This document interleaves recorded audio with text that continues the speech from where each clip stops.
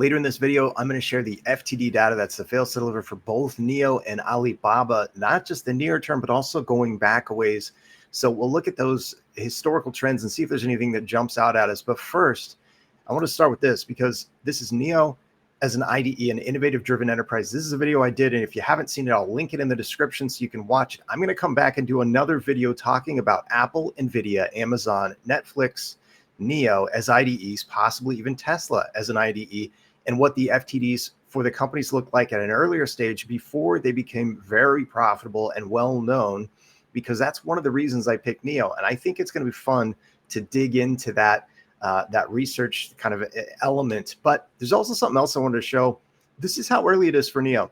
If I do a hashtag on a video for NIO, then what you'll note here is there are 38,000 videos on almost 5,000 channels across YouTube. But what if I change it to Onvo? Because Onvo, of course, is the new sub-brand that NIO just came out with. This is how rare it is for us to see and hear about Onvo. 1,100 videos on fewer than 300 channels. Folks, it is still really early. These are simple little indicators that I like to keep an eye on. But here's another one.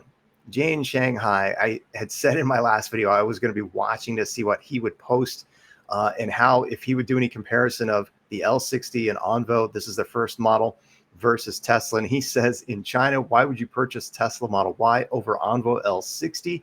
Battery swap makes a huge difference. The comments are kind of funny on that too.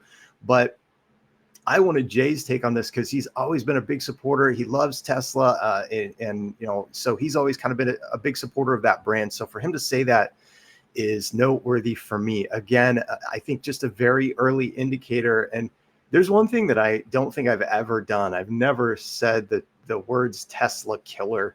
I've never referenced another brand or company as being the Tesla killer. And in fact, when I hear Tesla killer, there's actually just one thing I think of. This might be the Tesla killer right here.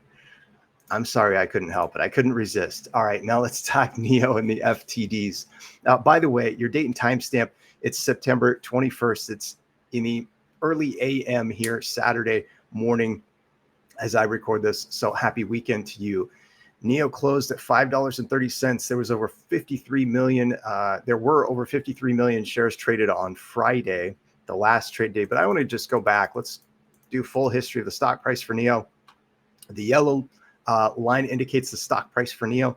The white lines indicate fails to deliver. That's when there couldn't be shares located. And so there could have been naked shorting. There could have been some sort of illegal or illicit suppression of stock price going on. Here is Alibaba. And I'm going to do the same with Alibaba. We're going to zoom out and we're going to go back. How much history do we have here? I think maybe to, 2014. And what's really interesting to me, it's really fascinating to me that Alibaba is a very profitable company, and it's probably the most best well-known company, at least that I think in terms of Americans.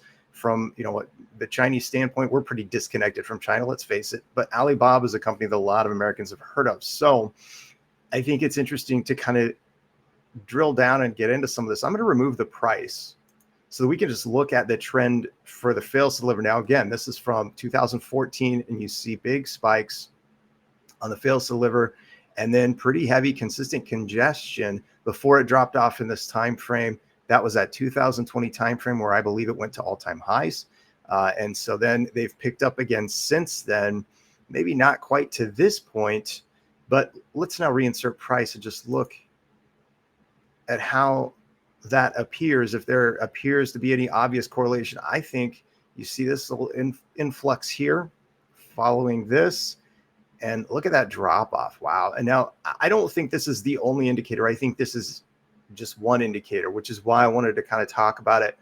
But it is interesting if we note that during this absence of the fails to deliver relative to the rest of what we have access to data wise, the stock price for Alibaba, that's when it went to over $300 a share. So if we start to see big money start buying back in, and maybe we're even seeing that there have been some bigger volumes lately, the price is going up a little bit lately. This is, I think, if we see big money from Wall Street flow back into Chinese stocks, Alibaba will be one of the indicators. And so we're coming off of a partial trade week over in China where they had some holiday stuff. The Mid-Autumn Festival is going on. So, let's see what this upcoming week has, especially now that the Fed has decided to cut the federal funds rate.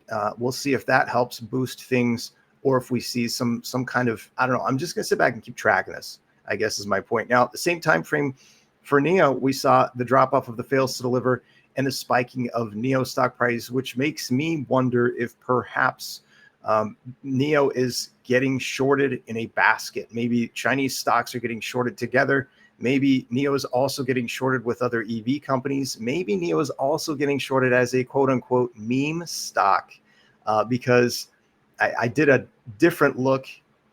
You know what? Here, hold on. I'll just show it to you. This is trends.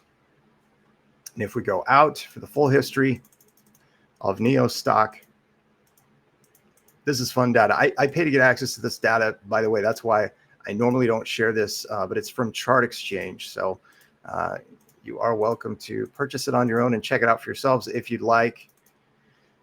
This is the full history. This looks like almost the full history for NIO. Here we go. Now, this one, if you're wondering, this purple one that keeps showing up, this is Wall Street Bets and the references to NIO. The Reddit mentions, I guess. I'm not even on there, but I just thought that was kind of interesting with the spiking of the price.